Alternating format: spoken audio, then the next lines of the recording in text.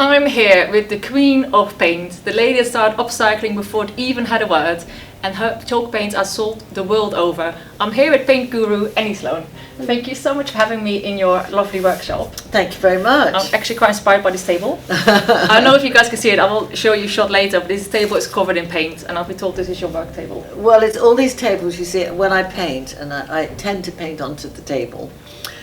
Because I want to mix a colour or get it the right consistency or something.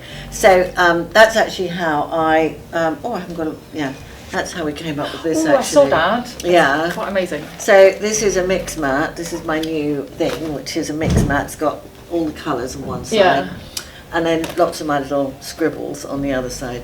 And the idea is you mix onto here. Nice. And then afterwards, you either let it dry and then the paint sort of falls off, or you, if there's quite a lot of paint, or you just wash it off, and then that's just, and you can roll it up. Perfect. You can do that. You don't have such a thing. Well, of course, I still do the table. Because you're most famous for your chalk paints. That's why my viewers probably know you the best from. Yeah. How did you came about starting your own company? Well, 25 years ago, it's coming up for 26 now, I was a mother with 3 young children. I'd been writing about paint, I'd been looking at paint, I'd studied painting, I was a fine artist, and I just wanted something. There was a lot of interest in paint at the time. There was a lot of interest in traditional paint, looking at what you used to paint with, and I'd written a book about that, and I'd got really into it. And I knew all about all the different sorts of paint. I'd experimented. I mean, I'd even experimented with taking yogurt and putting milk with yogurt and putting pigment with it, which is a paint. So I'd done all sorts of things, and just one thing led to another, really. And I came up with this, and it happened actually in Utrecht. Did it? Yes. You go Holland. Yes, up Holland. So I was there teaching, and I said to someone, I'd love to make my own paint. And he said, I know a factory, not in Holland, but in Belgium. Amazing. So we drove to Belgium, and it was, as I always love, a family firm. And I just started talking about what I wanted. They were very interested in doing this sort of thing, making sort of individual types of paint. And I started working with them. Amazing. And then that's it. No. And it was just a matter of trying and doing and trying and doing, and me putting all the stuff that I knew about from before. I'm not a technician, I'm not I'm a fine artist, but I'd done a lot of study, so I did sort of know a bit about pigments, and I knew about different bases, and one thing led to another. So it was all, everything. 25 years later you got and this is it. Covered full of paint. Do you have a favourite colour in paint?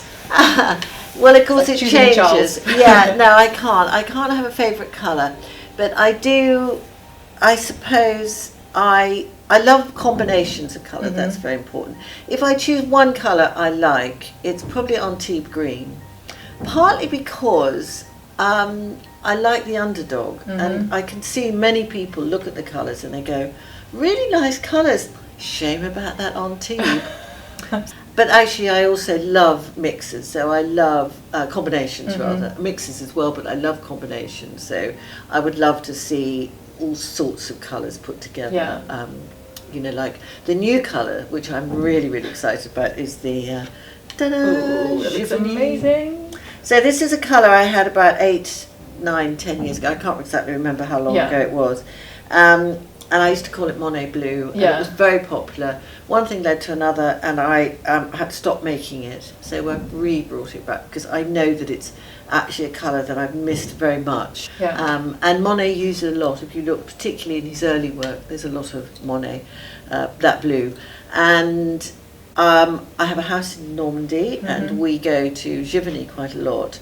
And I just thought Giverny was a good idea, because it sort of makes that lovely connection with Monet. Perfect. Yeah. Do you have, you don't have a favourite colour, or at least you can't say favourite colour, do you have a favourite paint technique you like to use? Very difficult. I suppose it depends. You see, at the moment I've got something, but you know, if you'd asked me maybe 2 weeks ago, it was something else. And it depends what I'm doing, really. At the moment, it's one of the techniques in the book. I can show it to you if I show you there. That looks amazing. So that's this one. This looks amazing, guys. You have to buy the book to see it. But I think I might definitely try this. I want my furniture at home. Yeah. This is a more contemporary look as well, I think, even though it's quite... It's really weird, isn't it? Because it's rustic looking. Yeah. But at the same time, it's very modern. I think that's partly the colour. But it's a style that's very trendy right now, the whole modern rustic. Yeah. I love to paint, and I will paint absolutely anything. Yeah. But I'm still quite skeptical of painting fabric, and especially leather. Really? Yeah, I don't know. I also was feeling when you sit on a painted leather sofa, it might drop off on your jeans, or it crackles. No, or it does comes off. crackle. Yeah, because it's actually, look, there's Provence, and it's stretched. We've deliberately sort of crinkled it so people would see it.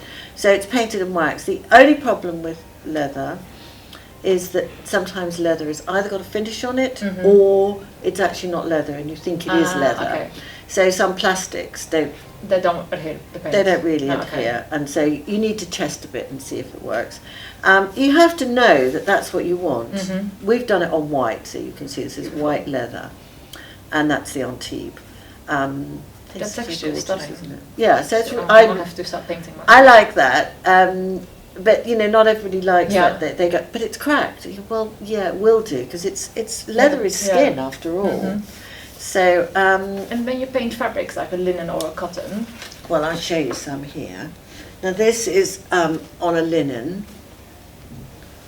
I think this is really nice. That looks lovely. So what we've done there, I think we dyed the fabric because it originally would have been more of a light brown. So you mix it with water. Yeah. Yeah. So you just put the water in it and scrub it around. Make certain you don't get any clumps. So that was just a little blue. I can't remember what blue that is. And then we've painted stripes. And then we washed them, so they're quite washed out. So you can wash it as well once you... I didn't know that. What you have to do is after you've dyed it or painted it, you have to heat it. Okay. And that seals it in. Put iron on. An iron or a tumble dryer even. Okay. And then over that we've done stencil lines. Just simple. Beautiful. And no, we haven't washed those. But of course the question I get asked all the time is, can you wash your curtains? And I just usually say, well, I don't bother washing. How often do you wash your curtains? There's another one. This is quite a well-known one now. I've had this around for ages. I must do some more, but that's been. So you can see the colour is slightly different. Yeah. So this has been done with olive, and then I painted olive, but I haven't washed it, and then stenciled over it. And I think that's really nice. So you literally really can paint everything. You really can paint everything. Upcycling. You started upcycling before it was called upcycling, but it's gone mega over the last couple of years. Do you think your chalk paint had anything to do with the ease of people now painting furniture instead of buying new stuff? I think so, yeah. I really do think so, but I think probably other people should be the judge of that, but I do.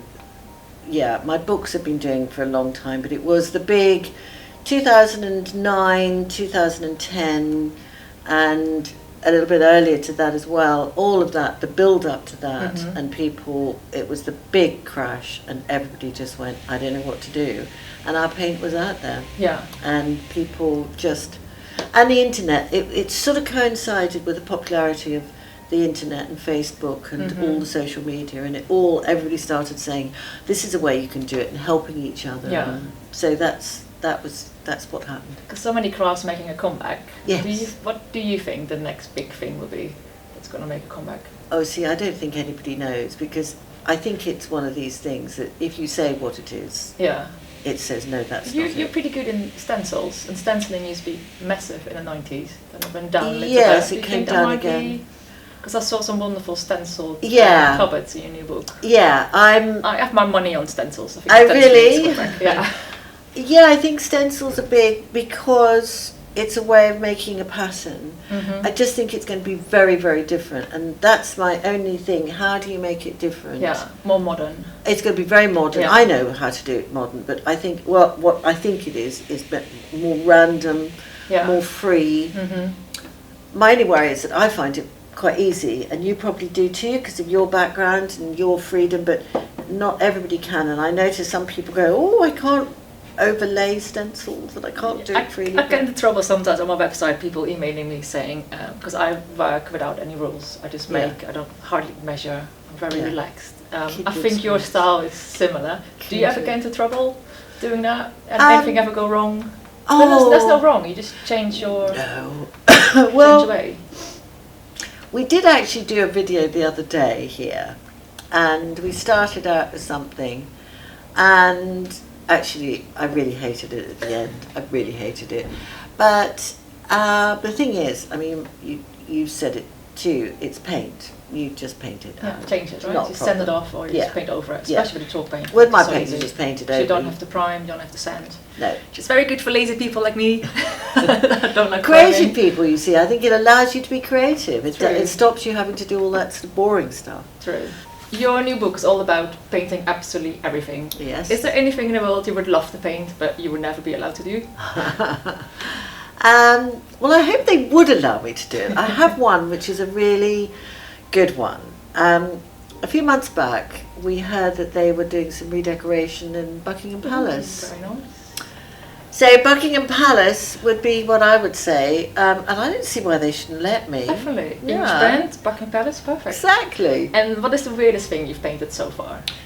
Or the most unusual thing? I think it is actually the rope stuff, because I never ever thought of that. Yeah. And it was just having someone here, Tim, who was just doing rope things because he's a sailor, and just one thing led to another, and I'm like, well, there's an idea. Okay. Final question.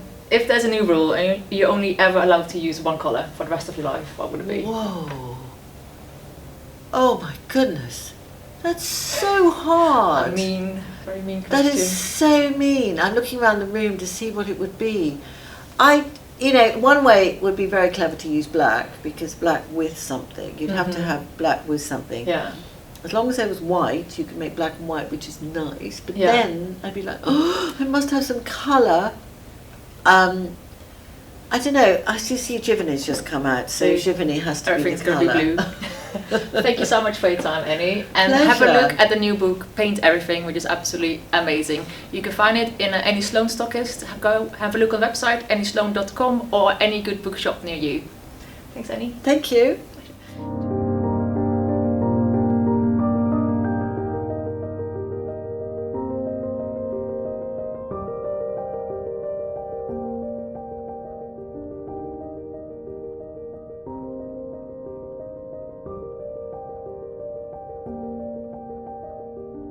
I'm not probably someone who wants perfection. Well, that sounds crazy. Of course I want perfection. Yeah, but paint you can change, right? If you don't like it, paint over it, sand it down, change it. Yeah. It's not a tattoo, you can... It's not a tattoo. You can That just change is it, very right? true. Yeah, I like that.